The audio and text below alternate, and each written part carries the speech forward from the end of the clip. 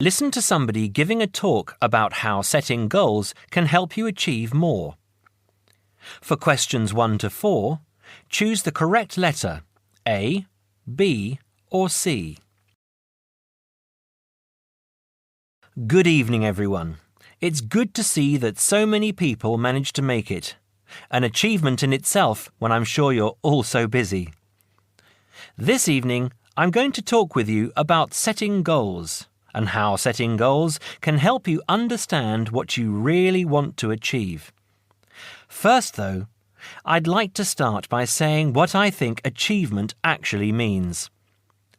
I think some people think it's simply about being successful in a job or making money, but it certainly doesn't have to mean that. Achievement is simply accomplishing goals that you set for yourself, doing what you plan to do. And people might plan to do all sorts of different things. Achievement is about realizing your dreams. I would also like to say that to achieve, you must have belief. Belief that you can do whatever it is you want to do. There is more to achievement than simply wanting to do something. Anyone can say that they want something, but actually getting it is not so easy. To get it, you must believe that it is yours. Not having belief is the main reason that so many people do not achieve. If you really want something, you must talk and act like you already have it. Then you have belief, and then you will achieve. So, goal setting. Goal setting is about imagining the future and then turning the dream into a reality. Setting goals helps you to be clear about what you really want and helps you concentrate on getting what you want. Setting goals will help you see what is stopping you from knowing what's important. And because achieving goals makes you feel good, you will be more confident and succeed more easily. Goal setting is something that all achievers do, whether they are high flyers in business or successful athletes. It is important that you set both long-term and short-term goals. First, you need to have an idea of what you want from life. I call this the big picture. Then you break this down into a number of smaller goals that you need to achieve in order to achieve the overall goal. As I say, the first step is to see the big picture. Think about what you want in the next 15 or 20 years. Doing this will influence all the smaller goals that you set yourself. For questions 5 to 9, choose 5 answers from A to H. When the speaker talks about different areas of life, which of these does he mention? For question 10, choose the correct letter A, B, or C.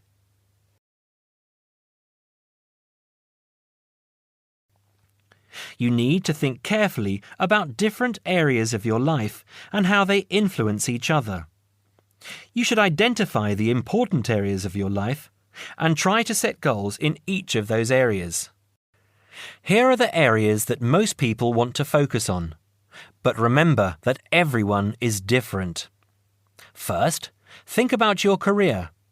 How important is your career to you? Do you want to be a manager or run your own business? Or are you happy working for other people? Connected to this is the financial side of your life. What sort of income do you want to have? Is wealth important to you? You need to think about long-term relationships. At what age do you hope to be married? Do you want to have children? How much time do you want to spend with the people you love?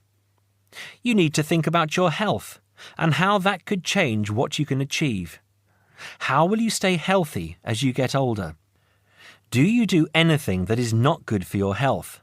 And how will you try to do those things less or stop doing them completely? Finally, you need to think about your free time, your hobbies and interests. How much time do you want to have to do what you really enjoy? It is difficult to achieve goals in one area if you feel that you don't have the time to do the things that really make you happy. Now, when you have this overall picture, try to set yourself one goal for each area. Make sure the goals are what you really want and not what you think other people want from you. Of course, in life, it is important to make the people around you happy, but you must focus on what you want. Now, I will go on to talk about how to break your lifetime plan down into short-term goals. But first, does anyone have any questions about what I've said so far?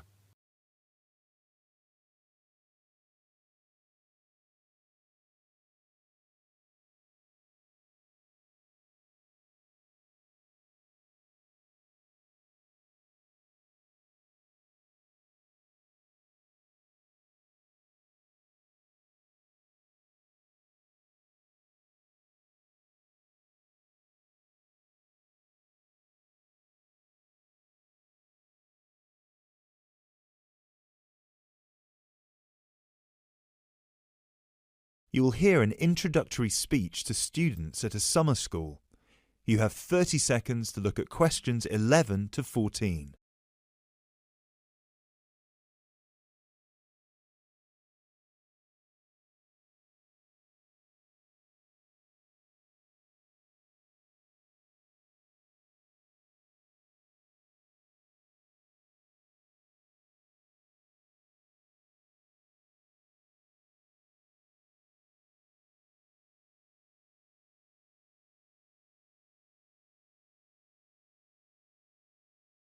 Good morning, everyone, and welcome to Climb Summer School.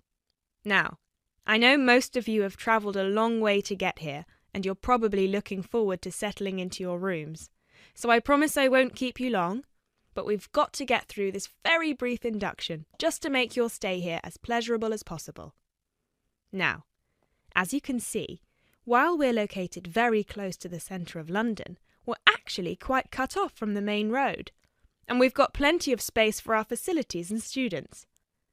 This was part of our founder's vision, Jasmine Climb, who thought that the best environment for teenage students would be a place that combines the comforts of a big cosmopolitan city with the beauty and serenity of a quiet, remote site. Now, back in 1983, when our school was founded, this all here was an abandoned warehouse, and the classes were held in the main building that you can see over there. There were no trees, no conifers surrounding the property. There wasn't even a main gate. It took years and a great deal of effort to get our school to where it is today. And I'm sure that if you take a look at page 34 in your brochures, where you can find a picture of what the school used to look like back then, you'll agree that the changes we've made are more than impressive. But it's not just the facilities that make Climb Summer School special, obviously, and I'm certain you already know this. Over the following 10 weeks, you'll receive an assortment of classes on a variety of topics, ranging from language, literature and poetry to creative writing, communication and project management. All of these modules have been designed to improve your chances of getting a place in the universities of your choice, while also giving you the opportunity to learn, excel, and of course, also socialise with people from all over the world. I can tell you, just among the 30 of you, we've got about 21 different nationalities. So what happens now? First of all, I'll be handing out a map of the premises for you to have a look at, and explaining where everything is. Once we're done here, you'll all be taken to your rooms where you can unpack and relax for a couple of hours. And later on, we'll be having our first activity of the day, a mix and match lunch in the main hall, where you'll have the chance to meet your new classmates. Later on in the afternoon, we'll be handing out your first project assignments and splitting you into teams. And tonight we'll be having our very first film night, starting with an early 20th century special.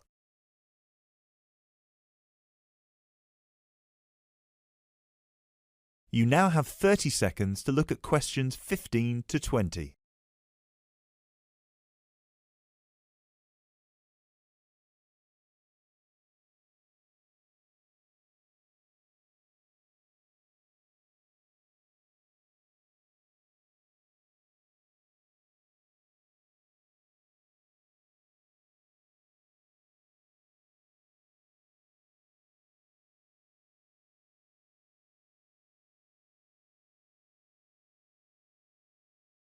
So, let's get on with the map. You've already got a version of it in your brochures, so if you can open them to the last page so we can have a look. Very well. As I showed you before, the actual school is right over there in the middle. That's where you'll be having most of your classes. Adjacent to it, you'll find the main hall, which is where we'll be hosting most events, such as today's lunch.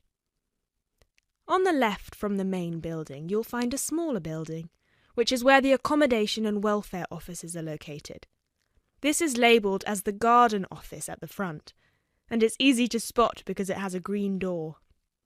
Each of you is assigned to a different residence hall. We've got 3 residence halls in total, 1 on the left and 2 on the right. The one right next to the garden office is Ursula Hall, named after our founder's sister, while the other 2 are Peter Hall and William Hall. Now, as you can see, there are 3 more buildings to the left of the semicircle here, and 1 more building on the right-hand side, next to William Hall. So that one, which is shaped a bit like a dome, is the pavilion. This is where all your letters will be delivered, and in the basement floor you'll also find a laundrette.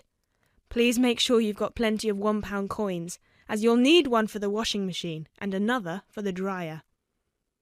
And that row of buildings on the left, the one closest to us here at the gate, is the canteen, where you'll be able to buy snacks as well as breakfast, lunch and dinner, on days when we don't have an event with food provided.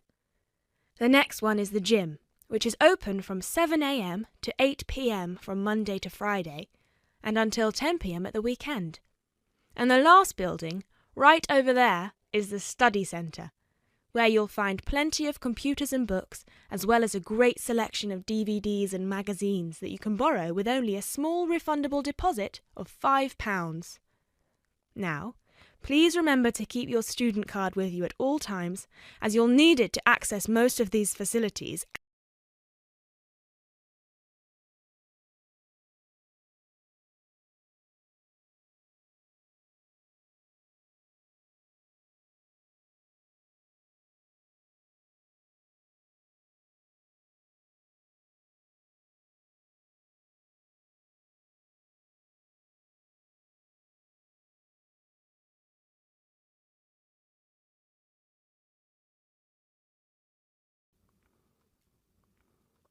Now turn to Section 3.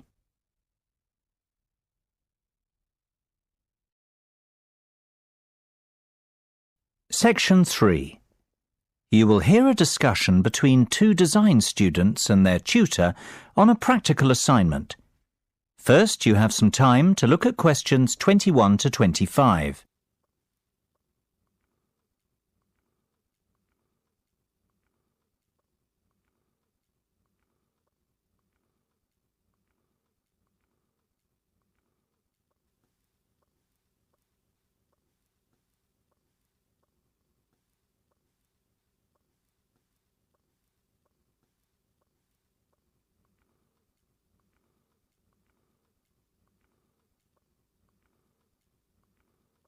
Now listen carefully and answer questions 21 to 25. So, have you chosen a product yet? I think so. We'd like to build a gyroscopic exercise aid. Sounds interesting. Tell me more. Well, we did some research and were amazed to discover the sheer range of applications for gyroscopic technology. Gyroscopes are used in laser and optical devices and can be found in many consumer appliances too. Right. Tell me about this product specifically, though. The aim of the assignment is to create something practical, functional and beneficial for consumers. Justify your decision. Well, we believe we can design and build a cheap and effective muscle strengthening aid by taking advantage of the inertial forces created by a gyroscope. Yes. What we want to do is design a ball which can be held in the palm. Within the ball, there will be a simple gyroscope. This gyroscope can be set in motion by movement of the lower arm and wrist together in sync. The device will not require any external power source because it will be sustained by the movement of the arm and wrist. This will create considerable resistance and an excellent lower arm strengthening aid. It will be simple to design and cheap to produce, yet extremely effective. This all sounds very good. I'm impressed. Thanks, Mark. We're glad you like it. I think we're really onto something here. Our research has told us there's nothing comparable in the market and that a product like this would have multiple uses. Not only could it be used as an everyday toning and exercise device, it could also be beneficial to people in rehabilitation who have suffered serious lower arm injuries. We see the product being marketed towards high-performance athletes, like tennis and golf players, for whom lower arm strength is vital too. Before you hear the rest of the discussion, you have some time to look at questions 26 to 30.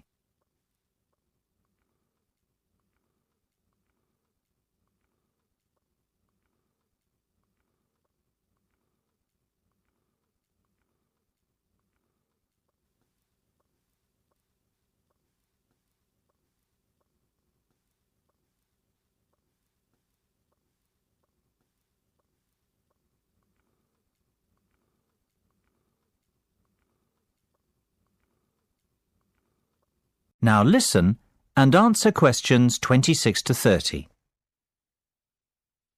I've heard enough to give your project the go-ahead.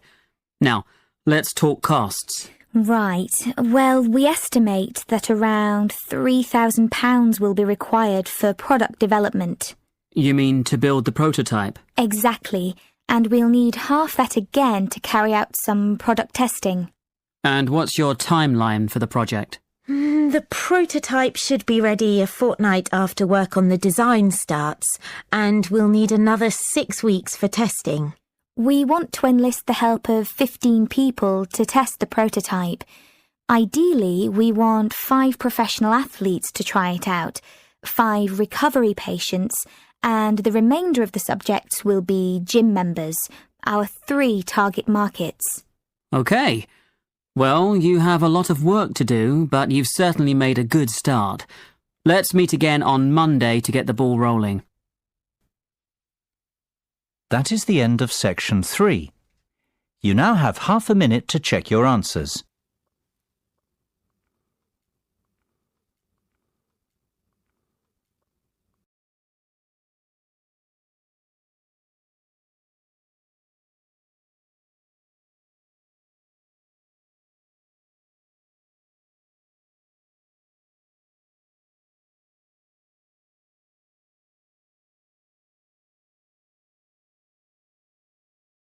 Listening section 4. You will hear someone talking about art. Look at questions 31 to 35.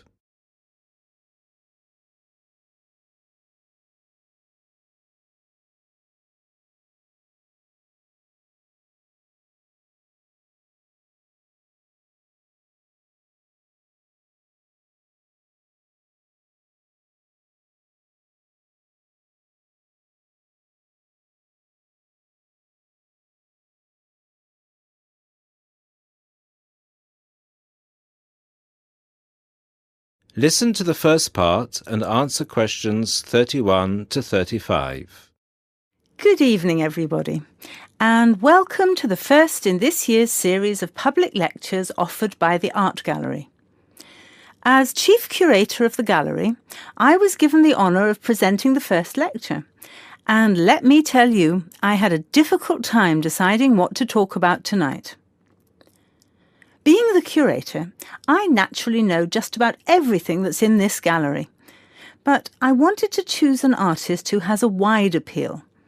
That seems only fair, yes?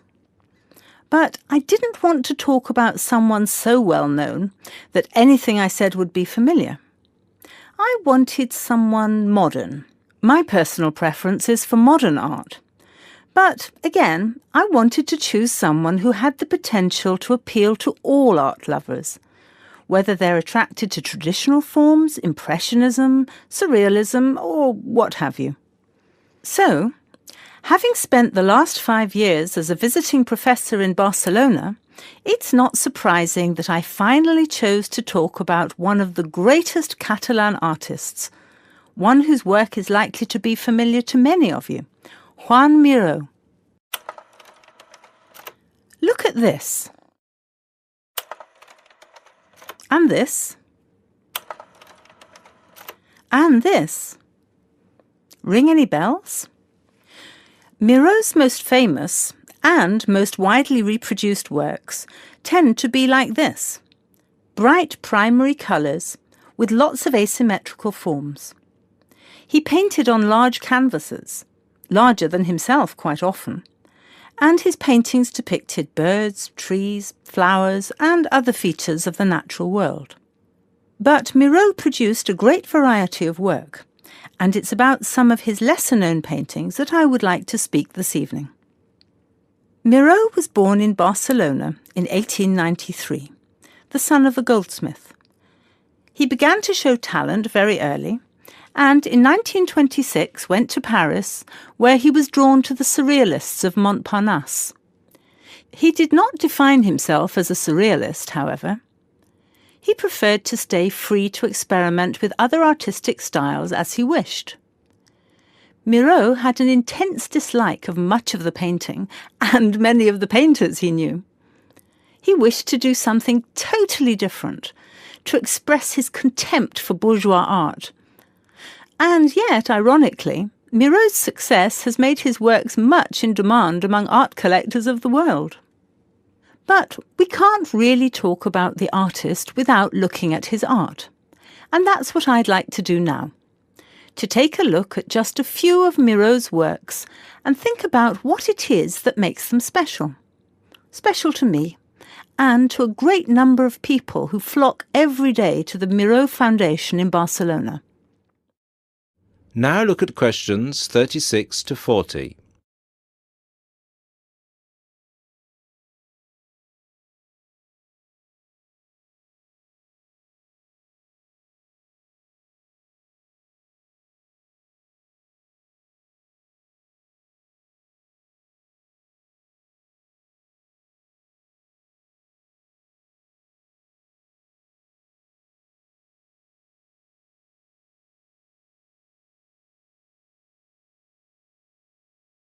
As the lecture continues, answer questions 36 to 40. Let's start with this.